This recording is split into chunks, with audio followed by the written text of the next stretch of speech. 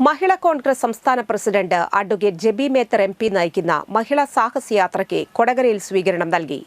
കൊടകര മേൽപ്പാലം ജംഗ്ഷനിൽ നടത്തിയ സ്വീകരണ സമ്മേളനം മുൻ എംഎൽഎ എം പി വിൻസെന്റ് ഉദ്ഘാടനം ചെയ്തു.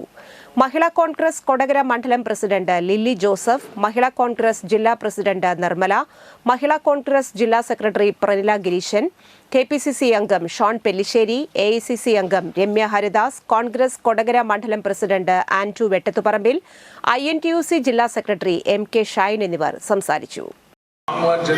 കമ്പോളത്തിൽ അതിന്റെ വില എത്ര കണ്ടുയർത്തിപ്പോയി.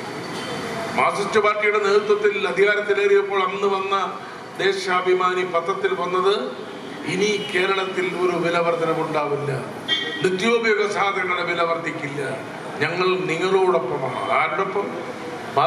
ജില്ലയിലെ സ്വീകരണങ്ങൾ, ഈ യാത്ര അതിന്റെ സമാപനത്തിലേക്ക് അടുക്കുകയാണ്.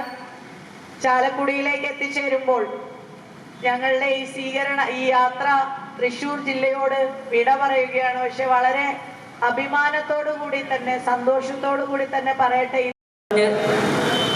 പറഞ്ഞുകൊണ്ടാണ് ഈ ഗവൺമെന്റുകൾ വന്നിരുന്നത്. നമുക്ക് എല്ലാവർക്കും അറിയാം പിണറായി വിജയൻ രണ്ടാമതെത്തിയത് എങ്ങനെയാണെന്ന്. കിറ്റുകൾ കൊടുത്തുകൊണ്ട് ജനങ്ങളെ എല്ലാം കബളിപ്പിച്ച് രണ്ടാം ഭരണത്തിലേക്ക് വന്ന